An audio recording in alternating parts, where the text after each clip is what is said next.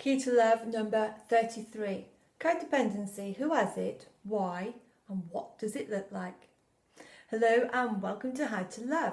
Follow these weekly instructions and you will soon be on your way to manifesting deep and meaningful love into your life. Now, during the past few weeks, we've been spending a lot of time in finding out if we are codependent. We have a lot of layers to peel through to find out if any of this resonates and rings true. Codependency. Who has it? Why? And what does it look like? Well, anyone and everyone probably has codependency to some degree or another. We all want to be loved, be accepted, not rejected or afraid of being abandoned, but the people who have it the most are usually those that saw it modelled in their childhood. So they saw mum constantly giving in to dad. They saw dad constantly drilling mum about everything she did wrong and stayed in the relationship. Hi, I'm Selina Stone, a Master Life Coach, and I will be presenting to you each week with a new key that opens the door to love.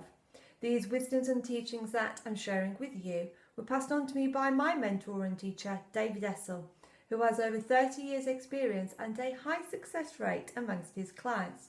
So, between now and our next session, I want you to go deep. Really look at this question, and every day for the next 7 days following these 3 steps, this is what I want you to do. Step 1. Write down this question and think about it. Codependency. Who has it? Why? And what does it look like? Some examples are, in the beginning of a relationship, say someone hates sport but they pretend to like sports.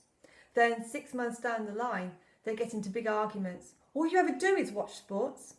Well, yes, that's what I've done since the first day I met you. Yeah, I know, but now I'm sick of it. Yeah, but you knew it in the first place. Now, the one person here who has been authentic is the one watching the sports. They're not codependent, they are independent. In other words, codependency blocks love because it creates resentments in love. So if you're on your best behaviour, being a good girl or a good boy at the beginning of the relationship, and that person is involved with things that you do not like and you stay, you are not being honest. You are being codependent. You are trying to win their love and affection, and you are afraid of the rejection if you say, this does not work for me. Step 2. Visualization. Write the scenarios, the feelings it brings to mind, the triggers and memories of the past, and fast forward, jump into the future. Write down everything you see. Another example here is when mum was the dominant one and dad was the one with the tail between his legs. So when we see that, we want to model that subconsciously in our adulthood. We will look for ways to replay our childhood, and as adults, we will pick partners that are either total control freaks and we give in to everything, or we are the control freaks and we make sure we find a partner who will become codependent and give in to everything. Step 3.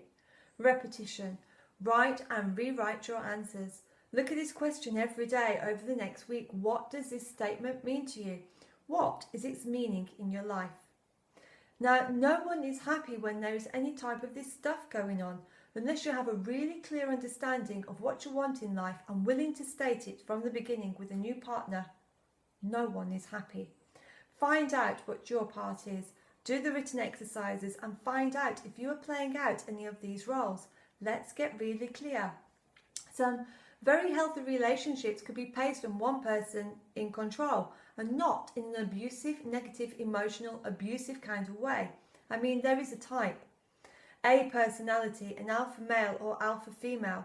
They are the go-getters, set the stage, and they find someone flexible, very patient, who really likes that.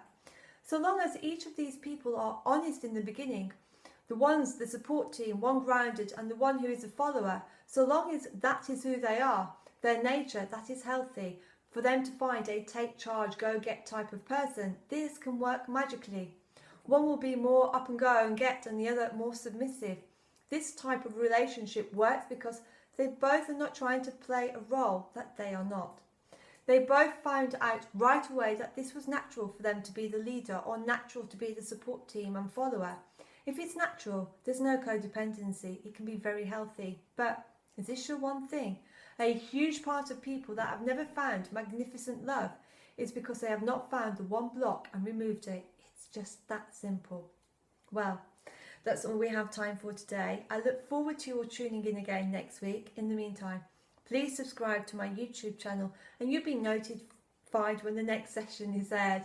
Together, we can stay on track to creating a deep and meaningful love into your life. And that's the reason I'm here. And if you feel you would like me to personally coach, inspire and motivate you, then please feel free to contact me via my website, selinastone.com. Until next week, as always, be lucky.